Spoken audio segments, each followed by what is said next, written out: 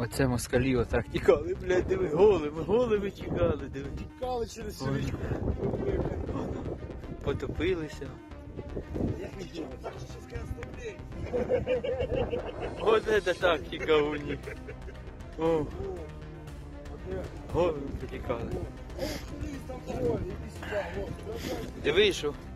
방금 보신 영상은 지난 11월 초순 헤르손에서 전술적 철수를 결정하고 물러선 러시아군이 남긴 흔적들입니다. 일사불란하게 수영에 방해가 될 장비를 벗어 가지런히 정리해둔 모습이 이제는 황당하다 못해 귀엽기까지 한데요. 지금 러시아 정부가 주장하는 것은 어떻게 보면 사실입니다. 그도 그럴 게 수천 러시아 장병들이 급유락명이 자자한 드네프로강에 자진해서 뛰어들었으니 이는 전술적인 자진 철수에 성공했다고 봐야 할 텐데요. 9개월 동안 이어져 오던 우크라이나 전쟁은 이제 우크라이나의 우세 속에서 어느덧 마지막을 향해 달려가고 있습니다. 이번 겨울만 지나면 전쟁이 일어난 지 1년이 다 돼가는데요. 하지만 이렇게 전쟁이 장기화되면서 세상에는 정말 많은 일들이 일어났습니다. 곡물가 상승으로 인한 쿠데타와 민주혁명, 러시아산 가스의 수입 차단으로 인한 에너지 대란, 러시아와 북한의 핵기업으로 인한 핵위기 등 정말 다사다난한 한 해였습니다. 하지만 이렇게 엉망진창인 상황에도 한 가지 명백한 사실이 있습니다. 바로 세계 군사력 순위 22위의 중견국가 우크라이나가 세계 2위 군사대국 러시아의 대규모 침략을 격퇴하고 성공적으로 국토를 탈환하고 있다는 겁니다. 이렇게만 보면 대체 어떻게 이런 일이 가능했나 싶은데요.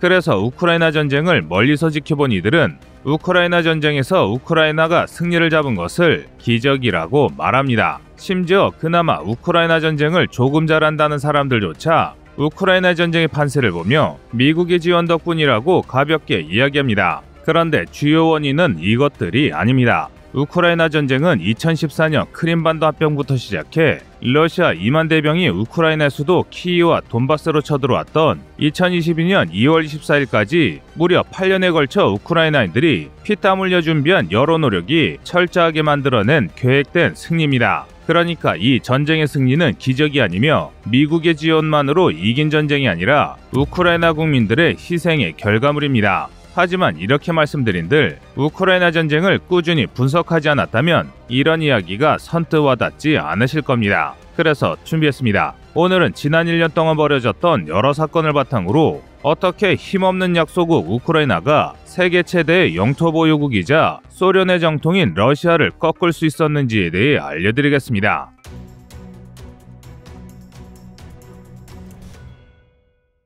우크라이나 전쟁이 일어난 지 어느덧 280일이 다 돼갑니다. 개월수로는 9개월을 훌쩍 넘어선 건데요. 그러나 아직도 전쟁의 포성은 끊기지 않고 있습니다. 러시아는 연이은 대패에도 불구하고 패전을 시인하지 않고 있으며 그것도 모자라 온 나라의 남자를 끌어모아 전장으로 집어던지고 있습니다. 이에 맞선 우크라이나 역시 온 나라의 힘을 끌어모아 영토 탈환에 나서고 있습니다. 하지만 아직도 전쟁이 언제 끝날지는 알 수 없습니다. 우크라이나가 승기를 잡은 것은 분명하나 전쟁을 마무리할 정도의 대성과는 아직 얻지 못했기 때문입니다. 그래서 일각에서는 우크라이나가 하도 이기다 보니 러시아의 군사력이 정말 별것 아닌 해프닝이라고 착각하는 사람들이 있습니다. 하지만 아닙니다. 이런 말도 안 되는 주장은 시계를 9월 전으로 돌리면 단숨에 반박이 가능합니다. 2022년 2월 24일 겨울바람이 몰아치는 우크라이나 수도 키이우에 위치한 키이우 독립광장은 인적이 완전히 끊겼습니다. 당일 새벽부터 우크라이나 각지로 러시아의 미사일 폭격이 개시됐고 러시아 기갑부대가 동, 남, 북 세 방향에서 우크라이나를 공략했다는 사실이 알려졌기 때문입니다. 실제로 키이우 각지로 러시아 미사일들이 떨어졌고 키이우 외곽에서 러시아 공수군 VDV가 목격됐습니다. 그래서 이를 본 키이우 시민들은 피난을 준비하거나 조국의 마지막을 지켜보기 위해 자택에서 숨죽이고 있었습니다. 그런데 이런 모습은 전 세계에서도 관심 있게 지켜보고 있었는데요. 자신들을 지킬 힘이 없다고 판단한 서방 국가들은 우크라이나를 외면했습니다. 독일 대사는 무기를 지원해달라는 우크라이나 관료에게 48시간 뒤에 사라질 나라에게 무슨 지원이냐는 막말을 내뱉었고 미국은 과거 아프간 정부군이 탈레반에게 수많은 미제 무기를 빼앗긴 아픈 기억 때문에 첨단 무기를 제공하는 걸 꺼렸습니다. 그러니까 세계 모두가 우크라이나 패배를 점치고 있었던 것입니다. 그런데 그 순간 독립광장에서 우크라이나의 국가가 흘러나왔습니다.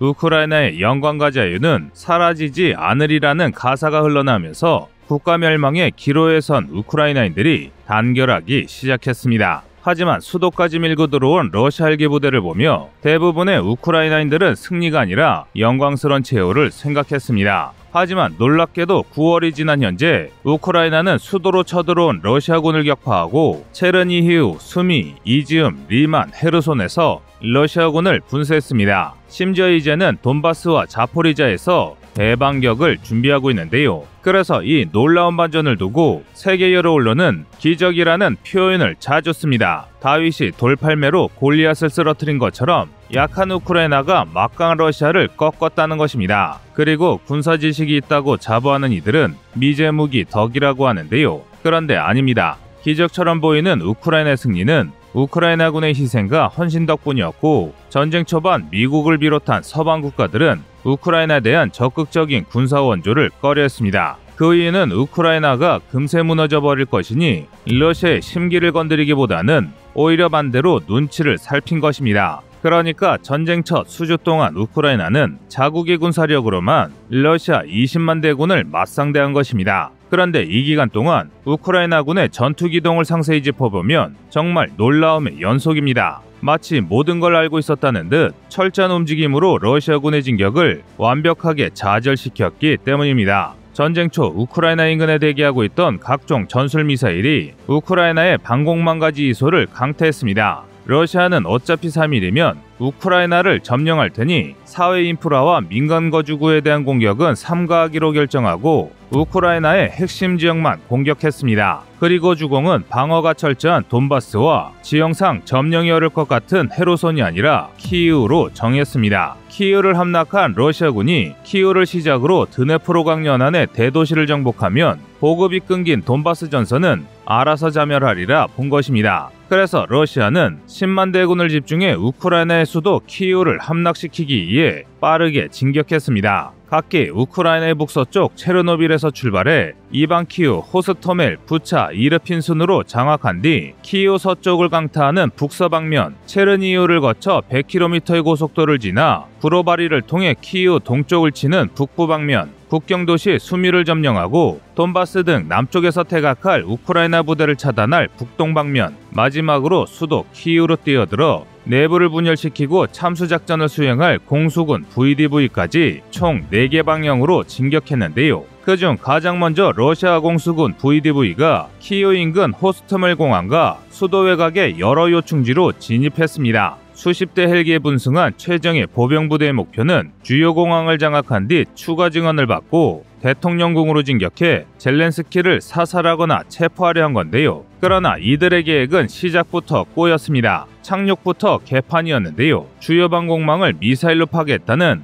러시아 지휘부의 말과는 달리 키이우 상공에 도착하자마자 수백 발의 각종 대공 미사일이 쏟아졌습니다. 특히 우크라이나 보병이 쏜 맨패드에 많은 헬기가 격추됐는데요. 이는 우크라이나의 준비 태세가 완벽했기 때문입니다. 전쟁이 일어나면 러시아가 기존 군사기지를 타격할 것을 알고 있던 우크라이나가 대공포대를 원래 위치와 다른 장소에 배치하고 요충지에 맨패드를 지참한 정예보병을 은밀하게 매복시켜 둔 것입니다. 그 결과 러시아 최정예 공수부대는 반쯤 걸레짝이 된 헬기에 매달려 추락하듯 착륙했습니다. 그래도 러시아 공수부대는 높은 사기와 정예도를 바탕으로 호스토멜 공항과 대통령궁을 점거하기 위해 움직였는데요. 그러나 이 역시 얼마 안 가 막혔습니다. 젤렌스키 대통령이 수도 사수를 결정했다는 사실이 알려지면서 사기를 되찾은 우크라이나군이 사전에 배치된 중화기와 기갑부대를 동원해 러시아 공수부대를 순식간에 쓸어버렸기 때문인데요. 상황이 이렇게 되자 러시아군은 공군을 출격시켜 파괴하지 못한 방공망을 제압하고 우크라이나 기갑부대를 섬멸하려 했습니다. 그런데 미사일이 쏟아지기 한참 전에 폴란드의 공군기지로 기지를 옮겼던 우크라이나 전투기들이 멀쩡한 모습으로 등장해 러시아 공군기를 공격했습니다. 설마 우크라이나 공군이 살아남았으리라 생각하지 못했던 러시아 공군은 공대공 무장을 하지 않았기 때문에 큰 피해를 입고 주랭랑을 치고 말았습니다. 결국 모든 지원이 끊긴 러시아 공수군은 우크라이나 대병에게 포위당해 막대한 병력과 물자를 상실한 채 패퇴했습니다. 그리고 이 패배는 러시아의 다른 부대들에게도 전염됐습니다.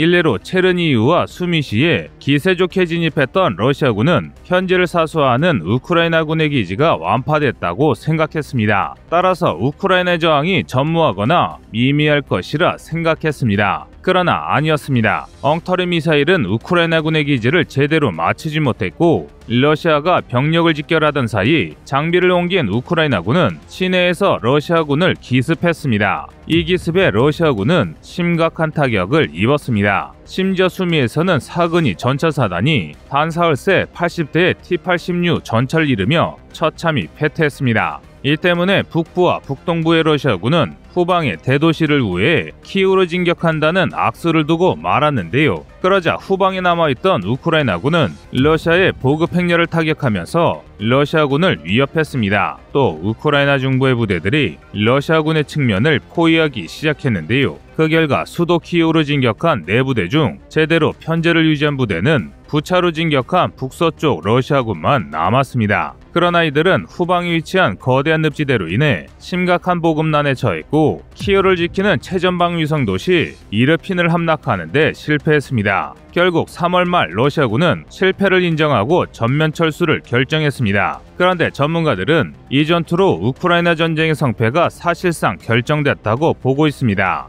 그래서 꺼리투브에서도 이런 전황 분석을 통해 우크라이나의 승리를 예견할 수 있었던 것입니다. 그리고 이번 전쟁에서 우크라이나가 확실한 기세를 잡을 수 있었던 것은 우크라이나의 최고 참장군 시고르스키 상장 때문이었습니다. 시고르스키 상장은 이 작전을 주도했고 러시아 프룬제 군사대학을 졸업해 상당한 군사 지식을 갖고 있는 군인이었는데요. 즉 러시아의 침략을 예상하고 있던 우크라이나가 철저한 계획과 작게야말로 우크라이나 최대의 무기였던 겁니다. 그리고 이 기간 동안 벌어진 전투에서 제블린과 엔로우 등이 활약한 것은 사실이지만 이런 활약이 가능했던 것은 우크라이나군의 노력 때문이었습니다. 전쟁이 벌어지기 수년 전부터 우크라이나는 다수의 제블린 미사일을 미국으로부터 구입했습니다. 이 일을 추진한 사람은 젤렌스키보다 훨씬 강력한 반러주의자로 손꼽히는 포로셴코 대통령이었습니다. 당시 포로셴코 대통령 재임 시절 그는 우크라이나 군 현대화를 위해 엄청난 노력을 했습니다. 트럼프 대통령이 팔지 않으려 했던 무기들을 로비를 비롯한 온갖 수단을 동원해 어떻게든 구해냈으며 미군을 군사고문단으로 받아들여 나토식 군제로 우크라이나군을 개편했습니다. 심지어 부패한 러시아 관료에게 뇌물을 주고 러시아의 첨단 무기를 밀수해와서 분석하기도 했는데요. 이처럼 우크라이나가 전쟁 첫 1개월 동안 보여줬던 기적적인 승리는 누구의 도움도 없이 조국 수호를 위해 피땀 흘린 우크라이나인의 희생과 노력 덕분에 가능한 일이었습니다. 이처럼 군대란 조직은 무조건 많은 병력이 있다고 해서 전쟁에서 승리하는 것이 아닙니다. 또 무기의 질이 뛰어나다고 되는 것도 아닙니다. 전쟁에서 승리할 수 있는 방법은 모든 군이 한마음 한뜻으로 적을 섬멸하겠다는 확고한 의지와 전쟁에서 승리하기 위한 철저한 준비태세만이 승전할 수 있는 요인입니다. 부디 우리 대한민국의 국군이 우크라이나 전쟁을 거울 삼아 한 단계 더 발전할 수 있는 계기를 만들길 바라겠습니다. 이상 꺼리투브였습니다. 안녕하세요, 꺼리투브입니다. 여러분의 가분한 성원에 힘입어 군사무기에 관심 없는 분들도 쉽게 이해하실 수 있는 대한민국의 육해공 군사무기의 숨은 비하 이야기를 책으로 엮었습니다. 하루 종일 검색해도 절대 찾을 수 없었던 비밀스러운 내용을 이제 책으로 만나보세요.